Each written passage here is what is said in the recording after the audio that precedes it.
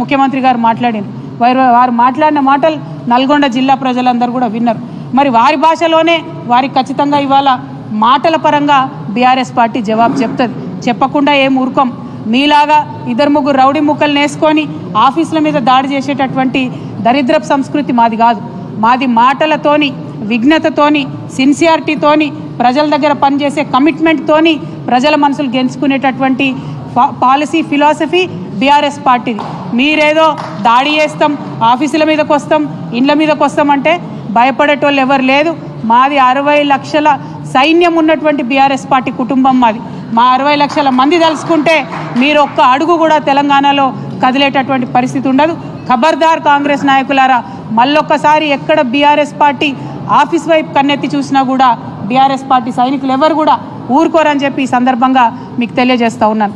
మరి మన నల్గొండ జిల్లా ప్రజలందరికీ తెలిసిందే, ఆనాడు ఉద్యమంలో అంతకన్నా ముందు కూడా మనం అనుకున్నాం నల్గొండ కేంద్రంగా పాలన జరిగితే మరి దూర ప్రాంతాల నుంచి నల్గొండకి కలెక్టర్ దగ్గరికి వస్తే 2-3 రోజులు నల్గొండ పట్టణంలో ఉండి పని చేసుకొని పోవాల్సినటువంటి పరిస్థితి ఉండే. కానీ దాన్ని నిర్మూలించాలని, ప్రజల వద్దకే పాలన వెళ్ళాలని చెప్పి నల్గొండ నుంచి మళ్ళీ కొత్తగా జిల్లాలను ఏర్పాటు చేసుకున్నాం. జిల్లాల ఏర్పాటుతో ఊరుకోలేదు. ఏర్పాటు చేసిన జిల్లాలలో 3 ప్రభుత్వ మెడికల్ కళాశాలలు మనం తీసుకొచ్చినాం. ఇవాళ ఇక్కడ కోమటిరెడ్డి గారు ఉన్నారు మంత్రిగా, ఉత్తమ్ కుమార్ రెడ్డి గారు ఉన్నారు. వారిద్దరు నేను ప్రశ్నిస్తూ ఉన్నా, 60 ఏండ్ల మీ పాలనలో కనీసం ఒక్కటంటే ఒక మెడికల్ కాలేజు మీరు తీసుకురాగలిగినరా? నల్గొండ జిల్లా ప్రజల దగ్గరికి పరిపాలన తీసుకురావాలనేటటువంటి సోయి మీకున్నదా?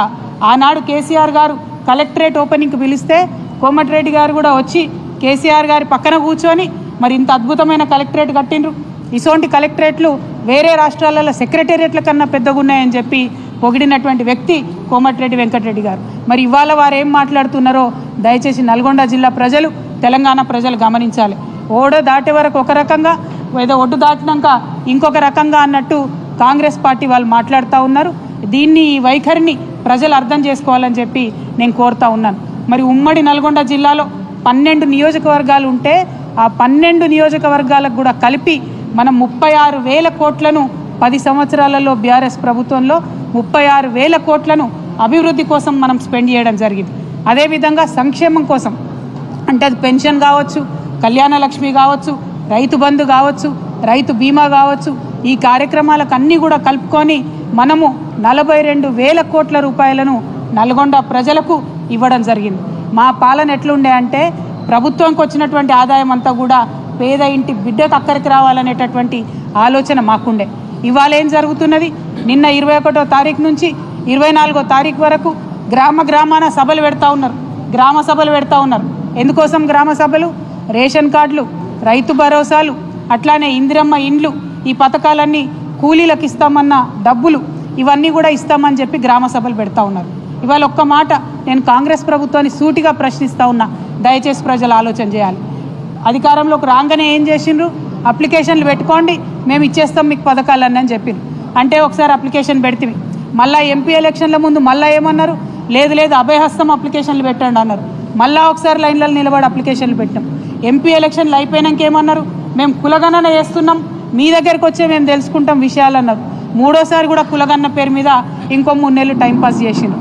మరి 3 సార్ల ప్రజలు ఇచ్చినటువంటి అప్లికేషన్లు మీ దగ్గర ఉండంగా, ఆల్రెడీ మీ సేవలో పెండింగ్ ఉన్న లక్షలాది అప్లికేషన్లు ఉండంగా మళ్ళా గ్రామ సభలు పెట్టి కొత్తగా మీరు ఏం సాధిస్తూ ఉన్నారు? ఓకే, గ్రామ సభలు పెడతా ఉన్నారు. పెట్టినప్పుడు ముందే కోతలు పెట్టినటువంటి లిస్టు గ్రామాలకు ఎట్లొస్తున్నది? మీరు గ్రామంలోంచి తీసుకొని లిస్టుని పైకి పంపుతారా, లేకపోతే పైన ఏసీ ఆఫీసులల్లో కంప్యూటర్ ముంగట తయారు చేసిన లిస్టును గ్రామాలకు పంపుతున్నారా అన్నది ప్రజలకు స్పష్టత ఇవ్వాలి. ఎందుకోసం ఈ మాట చెప్తా ఉన్నా అంటే, ఇవాళ మన రాష్ట్రం మొత్తం చూసుకుంటే 50 లక్షల జాబ్ కార్డులు ఉన్నాయి. అంటే దాదాపు 1 కోటి మందికి పైగా కూలీలు ఉంటారు, ఎన్ఆర్ఈజీఎస్ కూలీకి పనికి పోయే వాళ్ళు ఉంటారు. ఇవాళ 1 కోటి మందిలో ఇప్పుడున్న ప్రభుత్వం సెక్రటేరియట్లో కూర్చొని కోతలు పెడితే 10 లక్షల మందికి కూడా సంవత్సరానికి 12,000 ఇచ్చేటటువంటి పరిస్థితి కనబడతలేదు.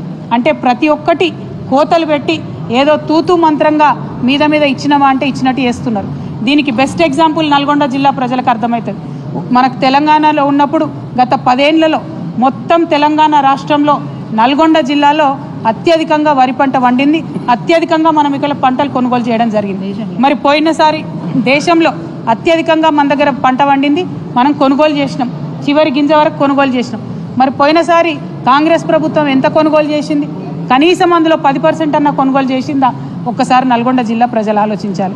ఇక మన ఉత్తమ్ కుమార్ రెడ్డి అన్న మాట్లాడతాడు, సంక్రాంతికి సన్నబియ్యం ఇస్తాం, సంక్రాంతికి రేషన్ కార్డులు ఇస్తాం, సంక్రాంతి పోయింది, సన్నబియ్యం సంగతి దేవుడికి రేషన్ కార్డులు మళ్ళీ గ్రామ సభలు అంటుండ్రు. అందులో కూడా అప్లై చేసుకున్న వాళ్ళు చాలా మంది ఉన్నారు, 10% మంది కూడా వీళ్ళకి ఇచ్చే ఆలోచన లేదు. ఇవాళ నల్గొండ జిల్లా ప్రజల్ని మేము రిక్వెస్ట్ చేసేది ఒకటే, మీరు గ్రామ సభలు అటెండ్ అవుతుంటే కంపల్సరీ అధికారుల దగ్గర ఖచ్చితంగా మీ డేటా అంతా నోటీస్ చేసుకోండి.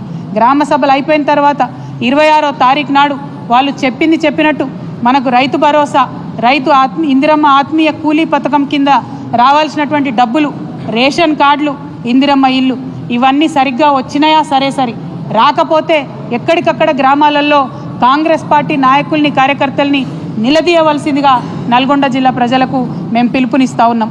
అదేవిధంగా మరి నల్గొండ జిల్లా అంటేనే ఒకప్పుడు నీళ్ల కోసం కటకళ్ళలాడినటువంటి జిల్లా. అందుకనే కేసీఆర్ గారు బాగా ప్రేమతోని ఎస్ఎల్బీసీ అయితే ఏంటిది, మన దగ్గర ఇక్కడ బస్వాపూర్ అయితేనేమిటి, గంధమల్ల అయితేనేమిటి, అన్నిటి మీద కూడా ప్రత్యేక శ్రద్ధ పెట్టి మరి ఆనాడు ప్లాన్ చేసుకోవడం జరిగింది. చాలా పనులు ముందుకు పోయినాయి, ఇంకా కొన్ని కొనసాగుతూ ఉన్నాయి. వీటన్నిటిని కూడా ఎటువంటి పక్షపాతం లేకుండా నీటి ప్రాజెక్టులన్నీ కూడా త్వరితగతిన పూర్తి చేయాలని చెప్పి ఉత్తమ్ కుమార్ రెడ్డి గారిని మేము డిమాండ్ చేస్తూ ఉన్నాం.